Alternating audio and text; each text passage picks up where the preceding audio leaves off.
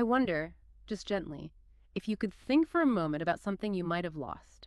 It could be, well, a relationship that once felt like everything, or maybe a role you held, something that gave you a real sense of purpose, or perhaps even as a version of yourself you thought you'd always be. Maybe there was a point where you knew deep down it was time to let go, but you just held on so tightly. Or perhaps even right now, that grip still feels, well, incredibly strong. And I invite you just to think about those times you stayed, not because it felt right or truly good for you, but just because it was familiar. Think about the ache that can leave behind, the way it might just sit there, maybe in your chest or your throat, that tightness, or maybe deep in your stomach. Those restless nights, tossing and turning, the thoughts just looping, replaying things, getting you nowhere. It's so important to understand this. This isn't weakness. Not at all. It's actually your body's way. It's natural search for safety, that deep need to protect what felt secure, what felt known. It just shows how wired we are for connection, for things feeling predictable. And it's exactly this space, this gap, really, often quite difficult, between knowing, maybe intellectually, that it's time to release something, and the huge brave act of actually doing it, actually letting go. That's what this deep dive is really setting out to explore today. And we're not just going to talk theories. We're going to walk alongside two very real human stories, Steve's story and Soraya's. Their experiences, which I think many of us might relate to in some way, will be our guides. They'll help us understand a really powerful and I think profoundly compassionate framework. It's developed by Helen Mudiba, and it's called The Pathway to Sovereignty. Its real beauty is offering us a gentle but really insightful way to understand, well, what comes up for us. Those emotional reactions, the physical feelings that naturally rise up when life asks us or sometimes forces us to let go of something that felt, well, fundamental. That's such a helpful way to frame it. And what's really key in the article, is something Helen Mudiba makes very clear, is this distinction. There's the big picture, the whole developmental framework that's the pathway to sovereignty. But then there's what we'll really be navigating today, which she calls the staircase to sovereignty. And this staircase, it represents more the moment-by-moment feeling, the emotional movement we actually go through in real life, the kind of ebb and flow as we move through these big shifts. It's a really important distinction because it emphasizes these are levels, not rigid steps. Ah, okay. Levels, not steps. That feels different, less linear. Exactly. It's not about rushing through some checklist. It's more like a natural unfolding, Right. often going back and forth. You might revisit a level, feel like you're going sideways for a bit. And that's completely okay. It's part of the process. So today we're going to really take our time, walk through all 6 levels of this staircase, trying to understand what each one is about, using Steve's and Soraya's own experiences to really ground it for us. Yeah, grounding it feels important. The article starts by touching on something that feels, well, pretty universal, doesn't it? It talks about those times when everything you kind of relied on, everything that gave you meaning or identity or just that sense of belonging, suddenly, or maybe slowly over time, it just disappears. Can you imagine that feeling, that sort of disorientation, when a role you loved or a person you couldn't imagine life without? Or even just a daily routine that kept you anchored, it's just gone. And suddenly you feel like you're just floating, totally untethered, searching, maybe even grabbing onto anything familiar. Clutching almost. Yeah, clutching, just trying to find something solid when the ground feels like it's vanished beneath you. It's a primal thing, right? And here's this paradox that the article unpacks so gently. Sometimes faced with that kind of void, we actually cling to things that are causing us pain. Not because they're good for us, not at all, but just because they're known. The familiar discomfort. Exactly. The familiar discomfort can feel strangely less scary than stepping out into the complete unknown. It's like, standing on a really shaky bridge. You know it's crumbling. The leap feels terrifying. Yeah. So you stay on the crumbling bridge. You adapt to the discomfort, sometimes for years. And that clinging, it becomes its own kind of trap. But here's the really hopeful part, the liberating insight from the article. It suggests that this pain, this resistance to letting go, it isn't a sign you're failing or that something's wrong with you. Instead, it frames it so beautifully as a quiet invitation to become someone new. An invitation. Yeah. Like within that discomfort, within that ache, there's this potential for real transformation. It's not about losing something and being less. It's about losing something and maybe discovering more. That's a really powerful shift in perspective. And what this article does so well is bring these big ideas down to earth. Through these 2 stories, Steve's and Soraya's, they become these really poignant, relatable examples of this experience we all face in different ways. And even though their losses look very different on the surface, Steve losing this public role, his standing in the community, and Soraya losing her twin sister, this intensely private, deep bond, their internal journey, that raw process of navigating the loss, the resistance, Mm. it shares this common thread. So their stories are going to be our guides today. They'll light up each level of the staircase in a really human way, helping all of us maybe see parts of ourselves in their experiences. Okay, let's start with Steve then. Before everything kind of imploded for him, Steve was someone whose whole identity felt deeply tied to his church community. For more than 10 years, it wasn't just a place he went on Sundays. It was like his second home. Really central to his life. Totally. He wasn't just showing up, he was really involved, a key part of it. He led youth groups, poured hours into mentoring kids. He organized events, fundraisers, holiday things, made sure it all went smoothly. And people knew him as the reliable one, the guy who just quietly got things done. So this wasn't just volunteering for him. It was, as the article puts it, his fundamental sense of place in the world. Wow, that's deep. It really was. It gave him purpose, structure, a clear role. But underneath all that, beneath this respected exterior, Steve had a secret, a struggle he kept really hidden. He was battling with alcohol. And like many people, he'd convinced himself it was under control, that he was managing it, keeping it separate, that it wouldn't affect his public life. He thought he had it compartmentalized. Until he didn't.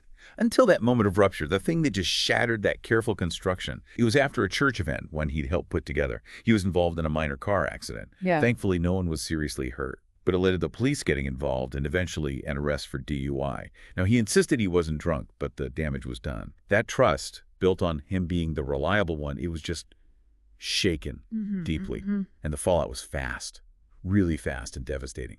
In the weeks after, he was asked to step down from everything. All his leadership roles, gone. The article says it happened overnight, which must have felt brutal. Just like that. Yeah, one minute he's this pillar, the next he's a source of whispered speculation. But the article points to something even deeper than the public shame, this sudden loss of his role, his identity. It didn't just hurt his reputation. It brought up this profound underlying fear inside Steve, this deep belief he carried that he was never worthy without his role. Oof. That's painful. Yeah, that his value was completely tied to what he did, how useful he seemed, the validation he got from others. The crisis just ripped the Band-Aid off that core wound. It's heartbreaking thinking about that internal struggle. And his first reaction wasn't just grief, was it? It was resistance, a kind of frantic pushback against letting go. He wasn't really allowing himself to feel the shock. He was immediately trying to strategize his way out of it. Trying to fix it externally. Exactly. The article mentions his immediate plan was to redeem himself. A desperate attempt to claw back what he'd lost, not inside, but outside. He started telling people, probably with this forced brightness, I'll start fresh. I'll just find another ministry, another place to belong, rebuild my reputation. Yeah, that outward show of moving on. Right. That flurry of planning, problem solving. It's such a classic initial response, isn't it? Overfunctioning. Denial. Yeah, anything to avoid the sheer weight of how he actually felt inside. The shame, the feeling worthless, lost. The article wisely notes, while he was doing all this outward stuff, projecting control, inside he was still spiraling. He was clinging to who he thought he should be, trying to leapfrog over the raw pain of who he felt he was in that moment. And that resistance, understandable as it is, just kept him stuck, prevented any real healing from starting. And this is right where the staircase to sovereignty becomes such a helpful lens. It gives us a map for that internal chaos. Steve, like anyone hit by something this shattering, naturally started at level 1, survival.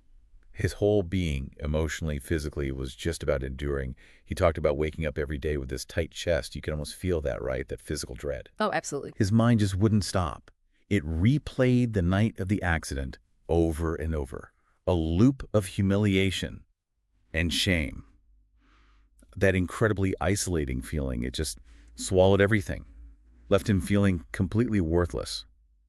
And this lines up perfectly with the universal signs of survival mode. You see the tears that won't stop, or maybe the opposite, that deep numbness that won't lift, a total shutdown. Yeah, either extreme. Exactly. Those thoughts that loop endlessly like a broken record. And sometimes that overwhelming desire to disappear just to escape the intensity of the pain.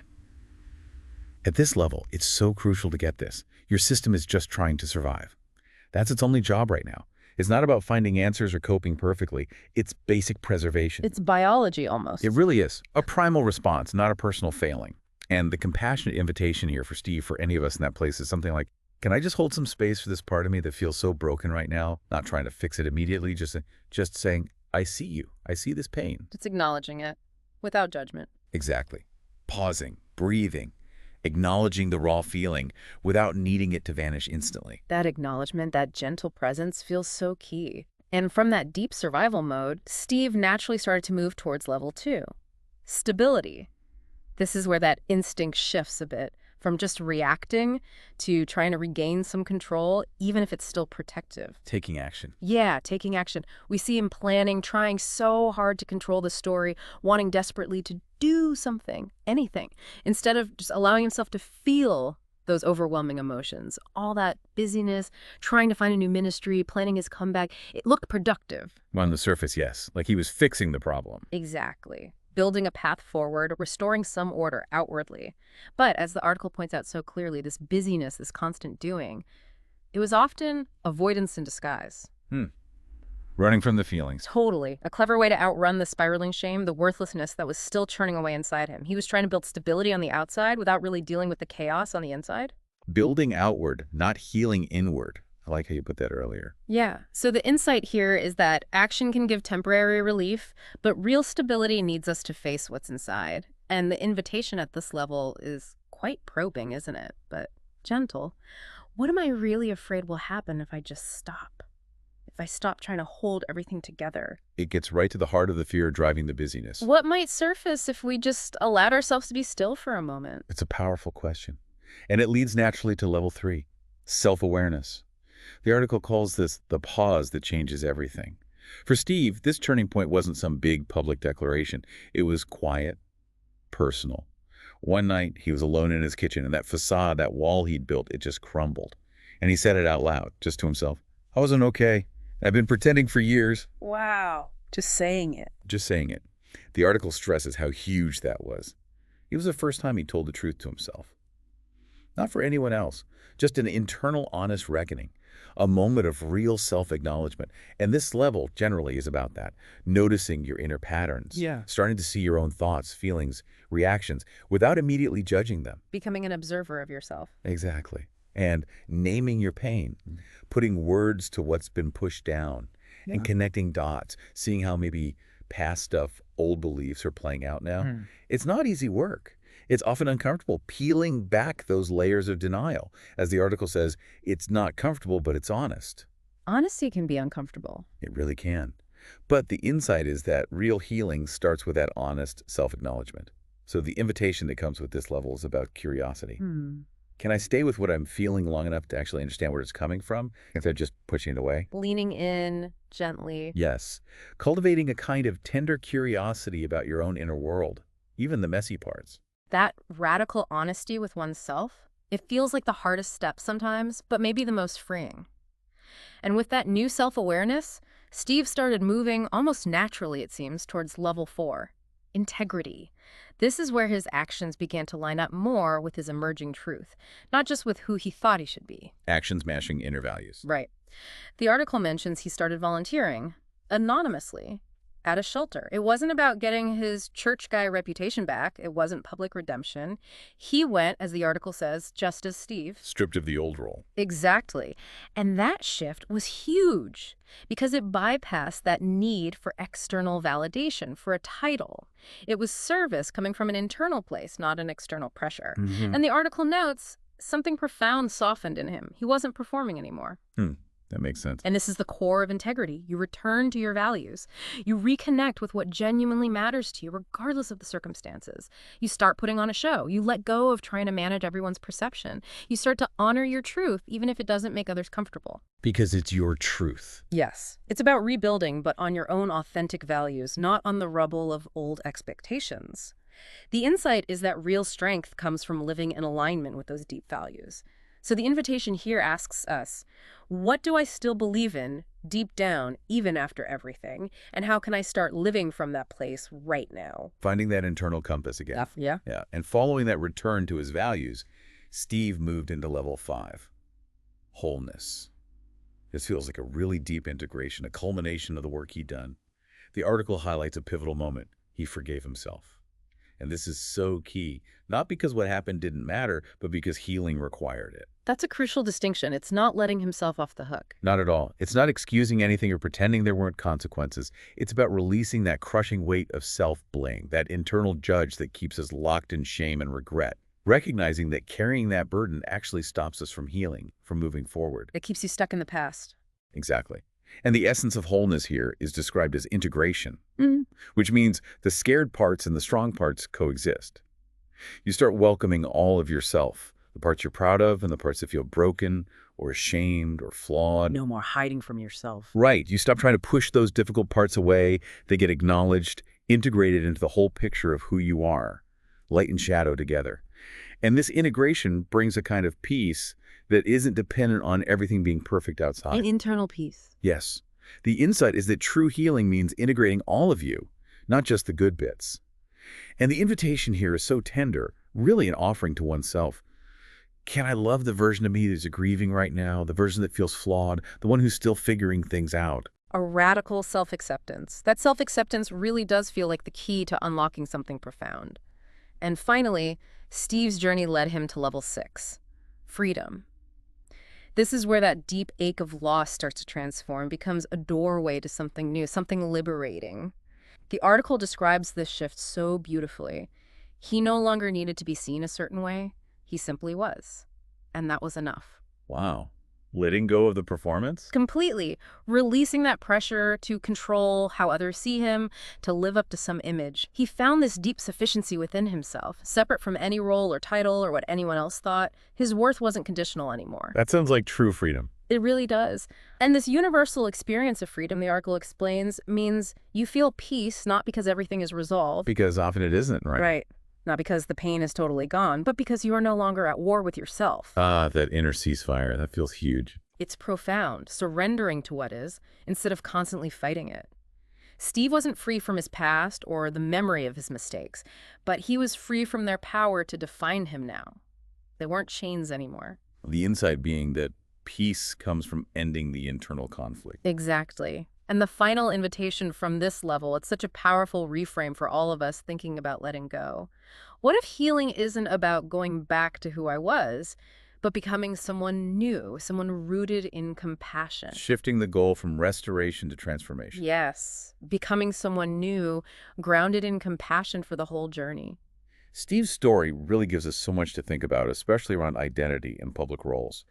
Now let's gently shift to Soraya. Her story is profoundly different on the outside, so intensely private, but her inner journey through these levels mirrors Steve's in remarkable ways. Before the rupture that changed everything for her, Soraya had this incredibly deep, almost inseparable bond with her twin sister, Lila. Twins often have that unique connection, don't they? They really do. And the article paints it so vividly. Lila wasn't just a sister. She was Soraya's anchor, her mirror, her lifelong co-author. It wasn't just close. Their lives felt woven together from the very start. They had matching scars, inside jokes, a bond no one else could touch. So Lila was just fundamentally part of Soraya's identity, how she understood herself, her place in the world. It's hard to imagine for those of us who haven't experienced that. Her sense of self was tied to Lila's presence, and the moment of loss for Soraya, like so many deep losses, was sudden, shattering. The article puts it so starkly, almost breathlessly. Then one autumn morning, Lila didn't come home. A car accident. A phone call. Just like that. Her entire world tilted. Irrevocably. The ground just vanishes. Completely. And what the article emphasizes so tenderly is how silent and internal this loss felt for her, even though people around her were kind. Nobody rushed her grief, but the world itself just tilted and never felt steady again. It wasn't just losing a person, it was losing a whole way of being, her reflection. Shattered. The grief just takes over. It came in these huge waves. She could barely stand, barely breathe sometimes. And her body reacted so strongly, she lost her appetite. Her voice felt diminished. And most profoundly, she lost her sense of self.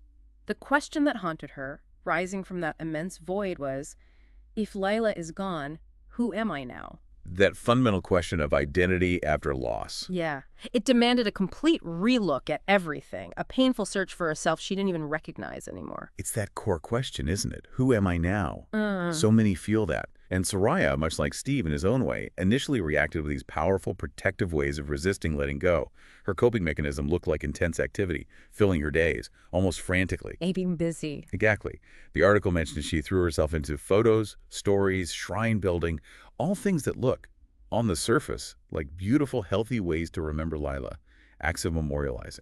Honoring her sister. Yes, it seemed like she was engaging deeply with her grief. But the deeper truth, as the article points out, was that underneath it, her grief remained untouched. So the activity was a buffer. Precisely. It points to that common resistance pattern, overfunctioning and avoidance. While she was honoring Layla externally, she wasn't really letting herself feel the raw internal pain of Layla being gone. She was doing grease, managing it, rather than truly feeling it, creating this distance, this shield between herself and the terrifying depth of her sorrow. The busyness kept the enormity at bay. That makes so much sense. The busyness as a shield against the overwhelm. So Soraya, in those immediate raw days and weeks, was deeply in level 1 survival. Her whole state was just profound shock, deep physical and emotional pain everywhere. The article says she moved in slow motion, like the world was muffled, unreal. Disconnected. Totally. Even though things looked the same outside, it all felt completely foreign, missing the vibrancy Lila brought. Her body literally ached with absence. That visceral feeling like a part of her was physically gone. Somatic grief. It's very real. And these experiences map right onto those universal signs of survival. The overwhelming tears or that protective numbness, the looping thoughts, maybe replaying final conversations or the accident itself, and that deep desire to disappear just to escape the unbearable reality. Again, it's the system just trying to cope with overwhelm. Exactly. As the article says, your system is just trying to survive. It's primal, instinctual. Not a failure, just a response. Right. And the compassion invitation is the same.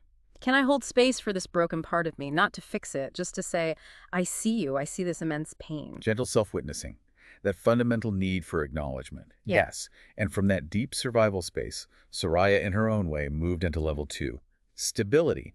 This is where her instinct to manage or escape the overwhelming feeling showed up as that intense, focused activity. The memorializing. Exactly.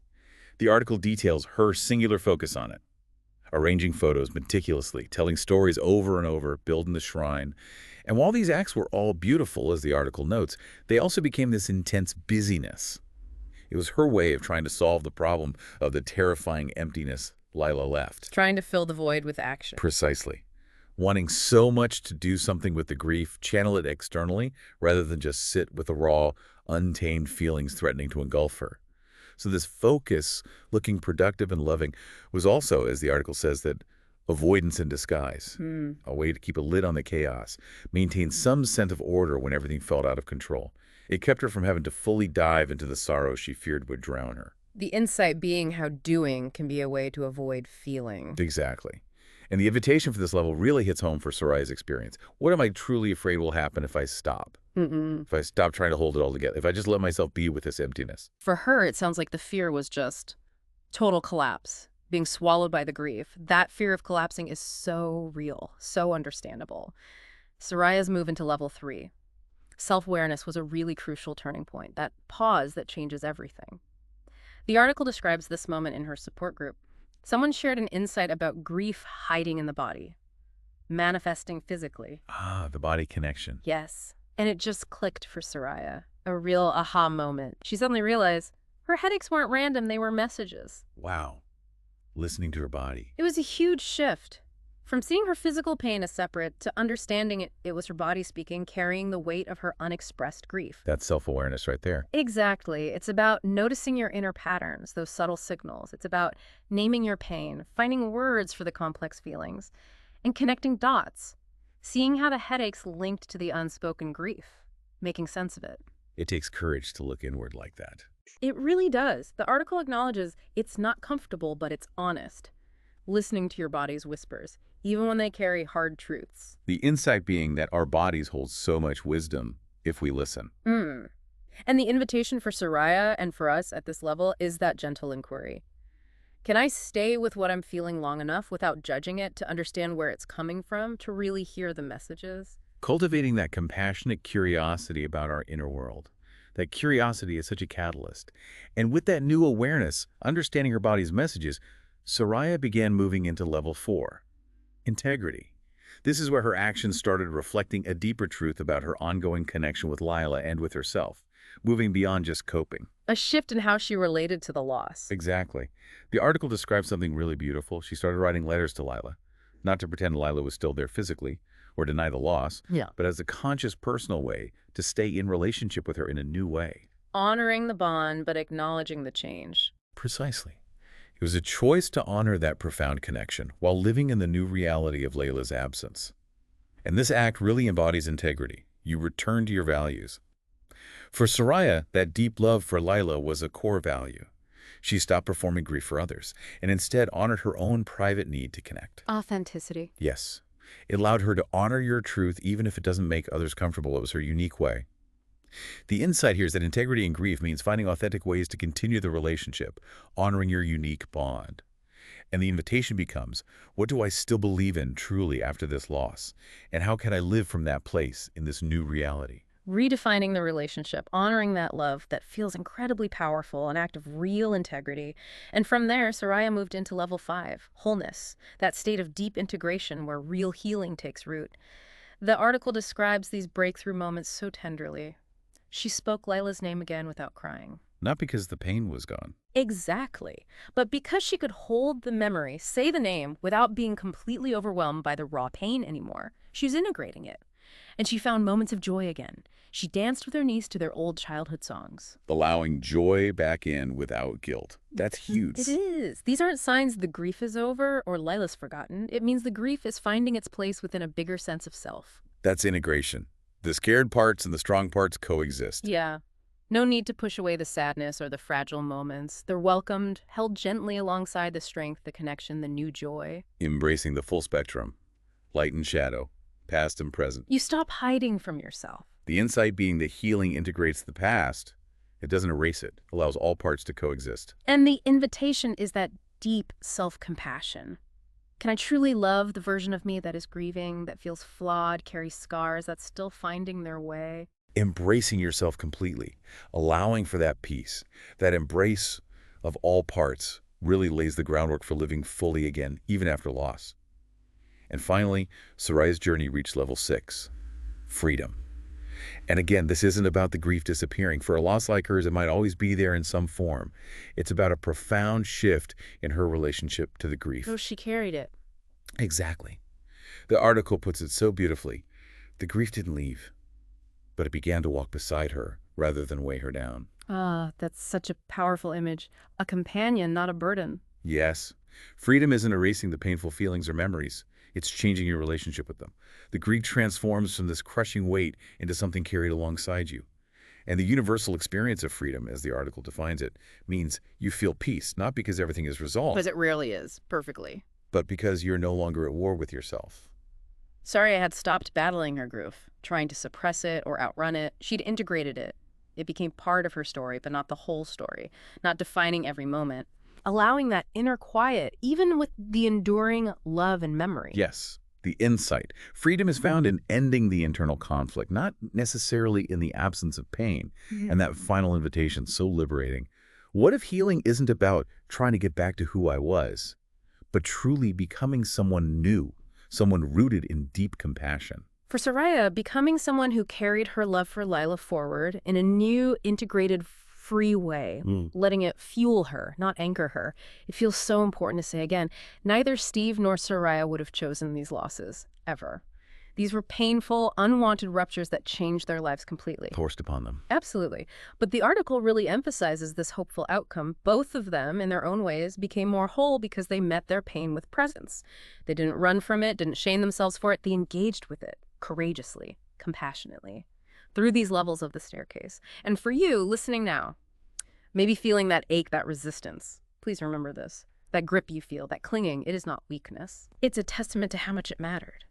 To the connection, the love, its protection. It's a profoundly human. And this really brings us to the heart of sovereignty, as Helen Mudipa presents it in the article. It's so important to be clear what sovereignty in this sense is not. It is not control, not perfection. Right. Not about mastering everything. Not at all. Not having all the answers or never feeling pain again. Not about being totally independent either. Instead, sovereignty is the radical act of walking with yourself fully in every season of your becoming. Walking with yourself. I like that. Yeah.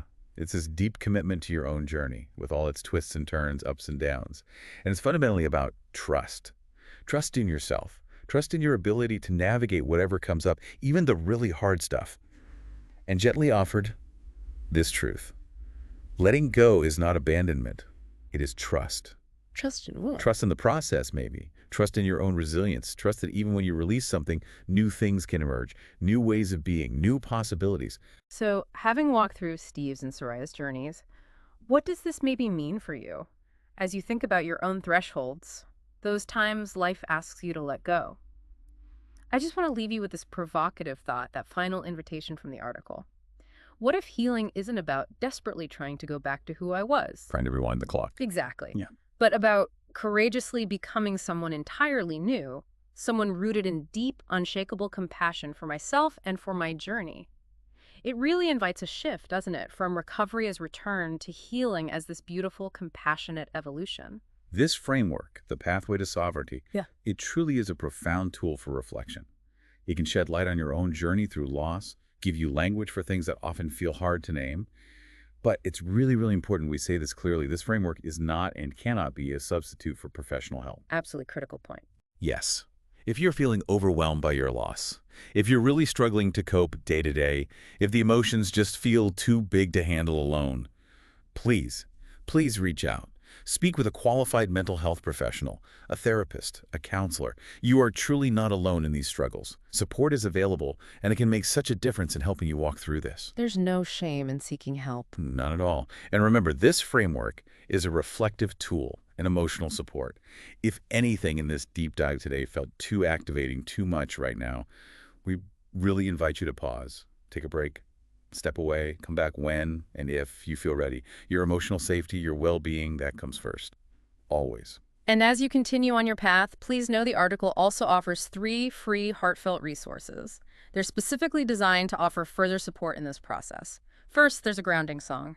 It's created to help meet those intense moments of grief or anxiety with a bit more calm, especially maybe in sleepless nights or hard afternoons. Music can be so centering. It really can. Second, there's a free downloadable PDF of the Pathway to Sovereignty framework itself. It includes space for you to reflect on where you might be and gentle prompts for each level. And finally, for anyone wanting to go a bit deeper, to really sit with these ideas day to day, there's a journal available on Amazon called Your Path Forward After a Difficult Ending. It's structured as a 21-day journey, offering a compassionate space to help you let go, integrate what you've been through, and gently open up to what might come next. No matter where you find yourself on this path right now, please know this is not the end of your story. So important. Far from it. This could be the very chapter in its own quiet unfolding that brings you back home. Not home to how things used to be, not to a past self that doesn't fit anymore, but home to who you are truly becoming. A self rooted in compassion, in wisdom, and in your own unique unfolding sovereignty.